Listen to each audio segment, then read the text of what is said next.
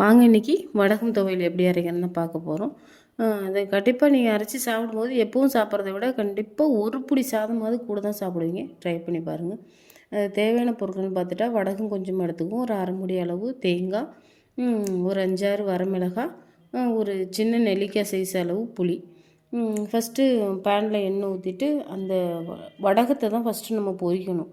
ஏன்னா அதில் வந்து எல்லாமே கடுகு, வெந்தயம், அந்த சோம்பு, சீரகம் அது மாதிரி எனாமல் தான் சேர்த்துருப்பாங்க அதில். அதெல்லாம் வந்து நல்லா பொரியணும். அது பொரியணும் அப்படின்னாக்கா ஃபஸ்ட்டு அதை மட்டும்தான் நம்ம போட்டு எண்ணெயில் விட்டு பொரிக்கணும். நல்லா படப்படன்னு பொரியிற சவுண்டே நமக்கு அதில் கேட்கும். கொஞ்சம் பொரிஞ்சு நல்லா செவந்து நல்ல வாசனை வரும். நல்லா செவந்து கருக விட்டுறக்கூடாது, செவந்து வரணும். லோ ஃப்ளேமில் வச்சுக்கோங்க. லோ ஃப்ளேமில் வச்சுட்டு செய்யுங்க. நல்லா செவந்து வந்தது பிற்பாடு அதுக்கப்புறம் ஃபஸ்ட்டு வந்து பட்டை மிளகாய். ஃபஸ்ட்டு நம்ம பட்டை மிளகாய் தான் அதில் சேர்க்கணும். ஃபஸ்ட்டு தேங்காயெல்லாம் போட்டுறாதீங்க. பட்டை மிளகாய் கொஞ்சம் செவந்து வரணும் இல்லையா, அதுக்காக பட்டை மிளகாய் தான் ஃபஸ்ட்டு சேர்க்கணும். இது வறுத்திட்டு இருக்கும்போதே வாசனை நம்ம தெருவுக்கே கேட்கும். தெருவில் யார் வீட்டில் செஞ்சாலும் நமக்கும் வாசனை வரும்.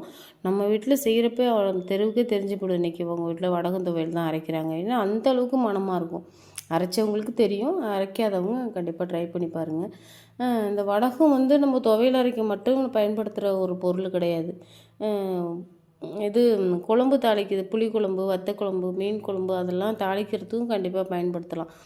ஏன்னா இதை போட்டு தாளிக்கும் போது இன்னும் கொஞ்சம் கூடுதலாக வாசமாக இருக்கும் குழம்பு. சரியா? பட்டை மிளகாய் சேர்த்துட்டு கொஞ்சம் புளி சேர்த்தாச்சு. புளி சேர்த்துட்டு கடைசியாக அதில் பட்டை மிளகாய் நல்லா செவந்து வந்தது பிற்பாடு தேங்காய் அரை மூடி அளவு தேங்காய் சேர்த்துக்குவோம். இதெல்லாம் சேர்த்துக்கிட்டு நம்ம கொஞ்சம் நேரம் ஆற விட்டு அப்புறமேட்டு அரைக்கணும். சூட்டோடு அரைச்சிடக்கூடாது. ஆற வச்சுட்டு வேறு வேலை பார்த்துருந்தோம்னா ஆறிடும். அதுக்கப்புறம் நம்ம துவையல் அளவுக்கு அம்மியில் அரைச்சா துவையல் அளவுக்கு நம்ம இது பண்ணலாம். மிக்ஸி ஜாரில் அரைச்சாலும் சின்ன ஜாரில் போட்டு துவையல் அளவுக்கு அரைங்க. கொஞ்சம் தண்ணியாக போயிட்டாலும் அது நல்லா இருக்காது போட்டு சாப்பிடும்போது.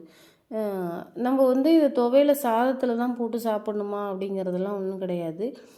ரசம் சாதத்துக்கு தொட்டுக்க சாப்பிட்லாம், தயிர் சாதத்துக்கு சைடிஷாக வச்சுக்கலாம், அப்புறம் குழம்பு சாதத்துக்கு தொட்டுட்டு சாப்பிட்லாம். வெறும் சாதத்தில் போட்டு சாப்பிட்டா நம்ம வந்து நல்லாயிருக்கும், சூப்பராக இருக்கும் சாப்பிடும்போது.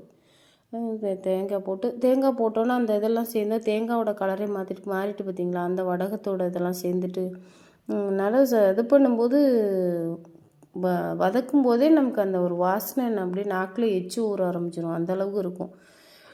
புளி மிளகாய் எல்லாம் சேர்த்துருக்கிறதுனால அந்த புளிப்பு உரப்பு அதெல்லாம் சேர்ந்து செம்மையாக இருக்கும் சாப்பிட்றதுக்கு.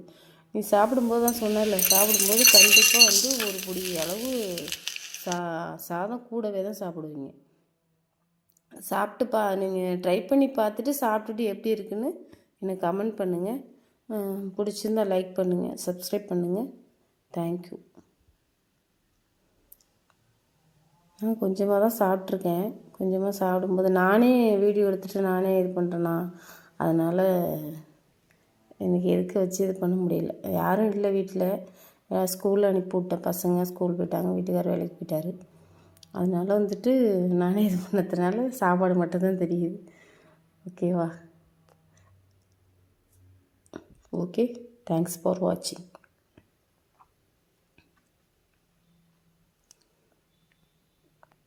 உண்மையிலே சாப்பிட்டு அதை ட்ரை பண்ணி பாருங்கள். ஒரு டைம் ட்ரை பண்ணி பார்த்தாலே உங்களுக்கே தெரியும், சூப்பராக இருக்கும். மற்ற துவையல்லாம் விட இதை பார்க்குறதுக்கு அந்த எள்ளு துவையல் அரைக்கிற அந்த ஒரு இது மாதிரி தான் இருக்கும். ஆனால் சாப்பிடும்போது செம்ம டேஸ்ட்டாக இருக்கும், சூப்பராக வேறு லெவலில் இருக்கும். தேங்க்யூ.